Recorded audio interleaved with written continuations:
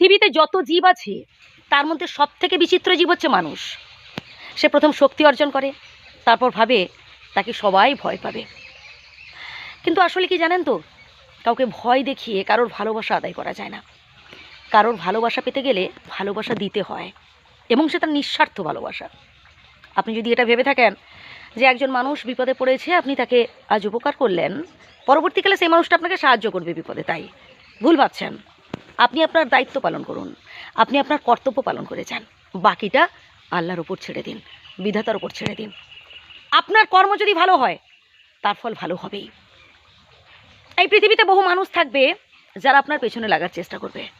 আপনি হয়তো ভালো কিছু কাজ করতে যাচ্ছেন, তো আপনাকে প্রতি পদে পদে বাধা দেওয়ার চেষ্টা করবে, আপনাকে উত্ত্যক্ত করার চেষ্টা করবে, আপনার চলার পথে বাধা দেওয়ার চেষ্টা করবে, সমস্যায় ফেলার চেষ্টা করবে, আপনাকে পেছন ধরে টানার চেষ্টা করবে।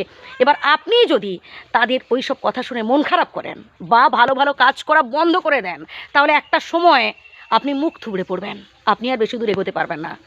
যত বেশি আপনি সহ্য করতে পারবেন ওই সব সমালোচনা, ওই সব নিন্দা, ওই সব কটু কথা, ওই সব অপমান, ওই সব অবহেলা, তত বেশি আপনি নিজেকে স্ট্রং রাখতে পারবেন। তাই চুপ থাকুন, আপনি আপনার কাজ করে যান। আপনার কর্মই একদিন প্রমাণ করে দেবে যে আসলে আপনি কতটা ট্যালেন্টেড পারসন বা আপনি কতটা ভালো মানুষ, সেটা আপনার কাজই বুঝিয়ে দেবে। মুখে বলার কোনো দরকার নেই, জনে জনে বোঝাবার কোনো দরকার নেই যে আসলে আপনি ভালো কাজ করছেন। আপনি আপনার কাজ করে যান, চুপ থাকুন। কেউ আপনাকে অপমান করছে, জাস্ট চুপ থাকুন। অবহেলা করছে, চুপ থাকুন। ওই যুক্তি করে দেখিয়ে তর্ক করে কোনো লাভ নেই। কর্মের দ্বারাই ভাই শত্রুকে পরাস্ত করুন, কর্ম করে দেখান। আর যেদিন আপনি সফল হবেন, দেখবেন ওই সব শত্রু, ওই সব নিন্দুক, ওরা সবাই আপনার সামনে মুখ থুবড়ে পড়ে আছে। আর তখন কথা তো বলছেন আপনি একা, কারণ তখন আপনি আসলে সব কিছু অ্যাচিভ করতে পেরেছেন। এই পৃথিবীতে সফল ব্যক্তির প্রশংসা সবাই করে। এই যে আপনি আজ কষ্টে আছেন, দুঃখে আছেন, আপনি জনে জনে সবার কাছে বলে বেড়াচ্ছেন আপনার সমস্যার কথাগুলো, কেউ ভাই এগিয়ে আসবে না। একটা সময় দেখবেন ওই মানুষজন বিরক্ত হয়ে না বলবে, এই তোর প্যানপ্যানানি বন্ধ রাখতো। কারণ মানুষ বেশি বলতে পছন্দ করে, শুনতে চাই খুব কম। খুব কম মানুষ আছে যারা আসলে শোনে মন দিয়ে।